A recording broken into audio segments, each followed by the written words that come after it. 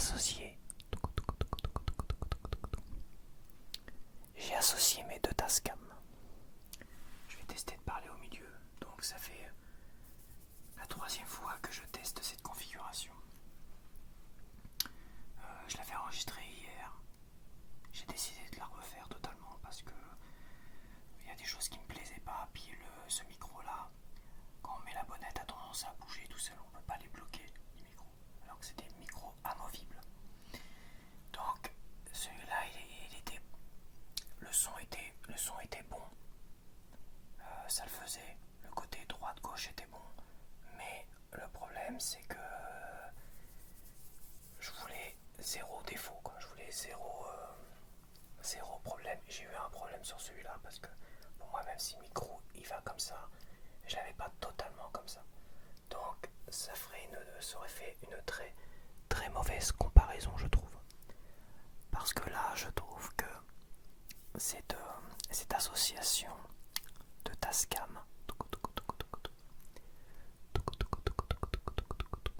où j'utilise le condensateur gauche de celui-là et le condensateur droit de celui-là, plus en majorité le condensateur droit de celui-là et en majorité le condensateur gauche de celui-là. On le voit sur la petite barre, le gauche fonctionne un peu plus.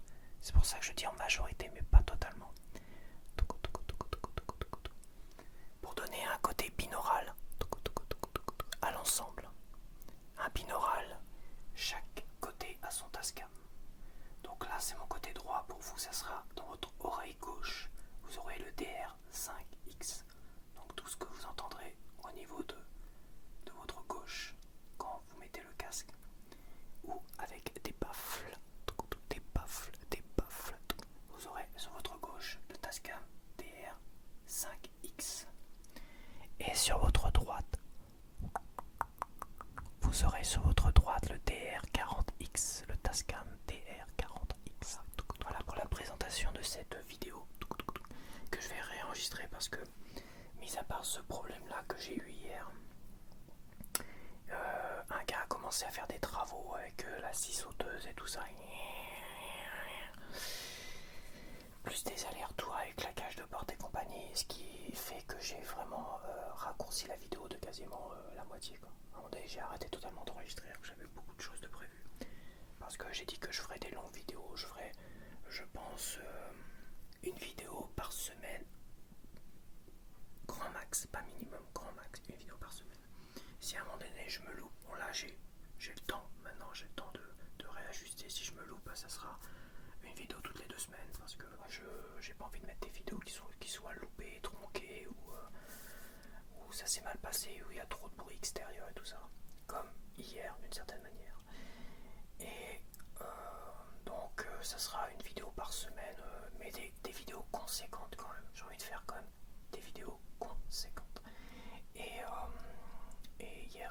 hier la vidéo, j'ai quand même fait un test, j'ai quand même fait un montage pour voir les défauts, les machins, les trucs que je devrais réajuster.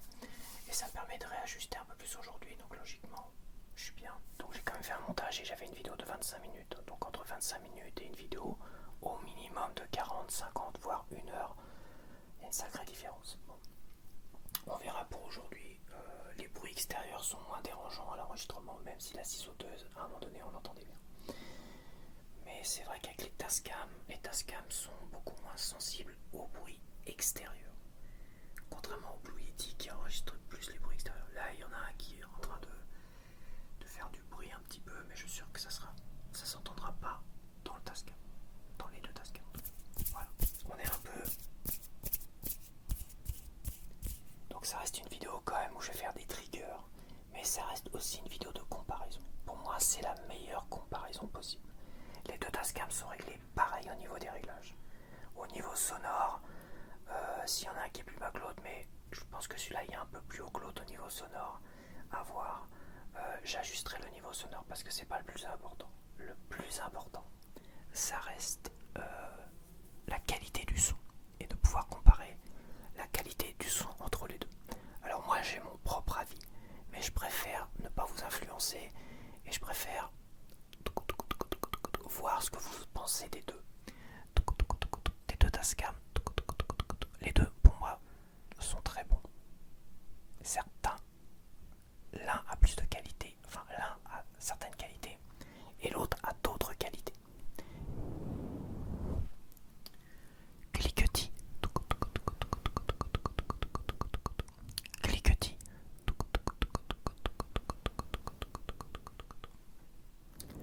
Cliquetis.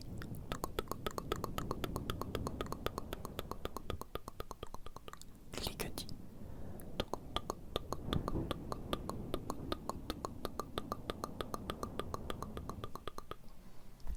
Pamplemousse.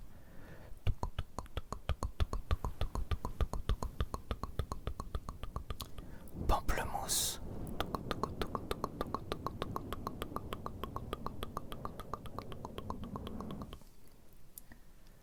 Coccinelle.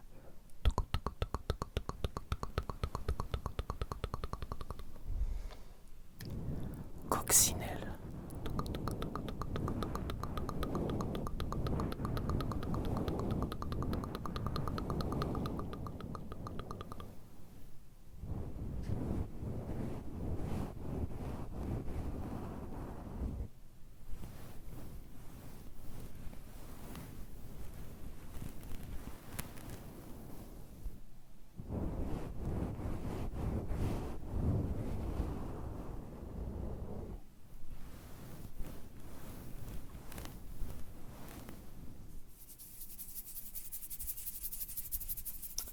Alors évidemment, hier j'ai enregistré une vidéo avec les ongles très très longs.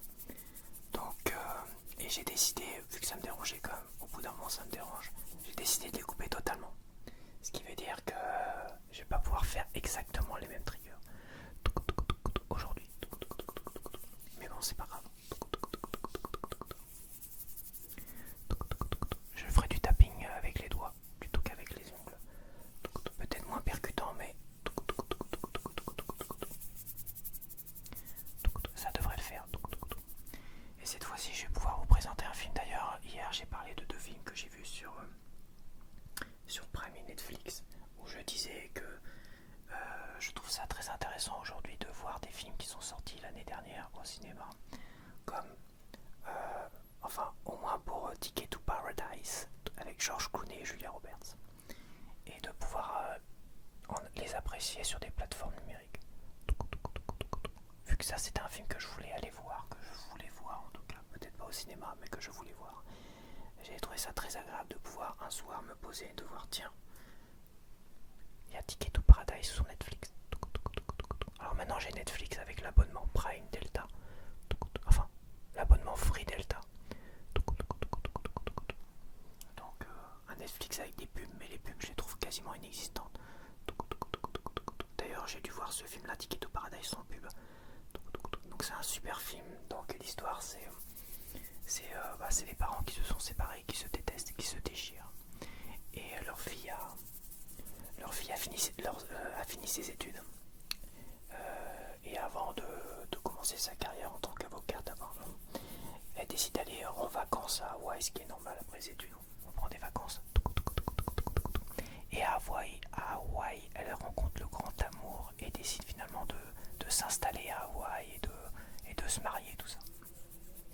Et en fait, les deux parents qui se détestaient, qui se déchirent et tout ça, on décide de faire une alliance et de préparer une stratégie pour essayer de saboter le mariage et tout ça. Et ça donne... C'est classique comme histoire. C'est quand même très très classique. Mais le duo George Clooney et Julia Roberts ont une super énergie, je trouve, dans le film. Quand ils dansent et qu'ils picolent en même temps, j'étais mort de rire. Et c'est vrai que ces deux acteurs-là, ça y fait... Ils rendent un peu insipides les autres acteurs, surtout les jeunes qu'on ne connaît pas très bien. Tellement qu'ils débordent d'énergie, de talent, parce qu'ils ont... C'est comme une génération, Julia Roberts et George Clooney, une génération avec du talent. Alors, Julia Roberts était plus connue que George Clooney avant. Dans les années 80-90, elle a fait quand même pas mal de films, dont Pretty Woman, l'expérience interdite avec Kevin Bacon, que j'adore. Et Prime, alors je sais pas s'il est sorti au cinéma, ça, mais c'est un film qui date de 2023. Donc je pense qu'il est sorti au cinéma. C'est la fille du roi du Marais. La fille du roi du Marais, c'est une histoire, une sorte de thriller, un petit peu psychologique, mais on a je trouve, encore une fois, comme dans beaucoup de films, un peu l'effet Frankenstein. Alors l'effet Frankenstein, c'est une personne qui crée quelque chose à son image, ça peut être une créature. Là, c'est une fille on va dire qu'il l'a fait à son image, il l'éduque à son image. Donc il en fait une prédatrice, une traqueuse de gibier vraiment hors pair et tout ça. Donc ce roi du Marais, c'est un criminel quoi, qui enlève une femme à un moment donné et lui fait un enfant et il a vécu une douzaine d'années au fin fond d'une forêt, des marécages et tout ça. Et il élève cette fille-là un peu à sa façon quoi. Interdit de pleurer, machin, tout ça, mais il en fait pas une guerrière, mais quand même il l'éduque d'une manière assez particulière et parfois brutale. Voilà, parfois brutale. Et j'ai adoré l'association des loups et finalement la fin du film. Et ça, vous le verrez, j'ai pas vous. Au bout d'un moment, cette femme qui a été enlevée trouve le moyen de s'échapper avec sa fille, elle avait même du mal à convaincre sa fille. Et ce gars-là se fait emprisonner. Après, on repart 20 ans plus tard, où cette fille est une femme, elle s'est mariée, elle a fait sa vie, tout ça. Malheureusement, son père s'échappe. Et là, on rentre dans la deuxième partie du film, qui devient, je trouve, très très intéressante. Parce que c'est là où on voit l'effet Frankenstein, où finalement, ce père, ce criminel, quoi, en fait, qui a élevé élevé cette fillette à son image, qui a fait c'est une forme de créature qui s'est créée. Et bien cette créature va se retourner contre lui et va se servir de tout ce qu'elle a appris, de tout ce qu'elle a appris avec ce père, pour justement j'en dis pas plus parce que ça serait peut-être un peu trop spoilé. Et moi j'appelle ça l'effet Frankenstein, un peu le retour du bâton, l'effet Frankenstein. Donc ouais, ça fait plaisir de voir des films comme ça. Ce film-là a été très mal noté, moi j'ai adoré, j'ai trouvé des plans magnifiques, des plans des marées à un moment donné magnifiques, le plan de fin est superbe. Et c'est un film très envoûtant, très, très sympa. Et Ticket to Paradise, c'est rigolo, franchement ça fait du bien de regarder des films comme ça. J'essaye de pas trop regarder des films d'horreur. Là il y avait une soirée film d'horreur sur RTL avec la Dame Blanche et Annabelle, deux films que je n'ai pas vus.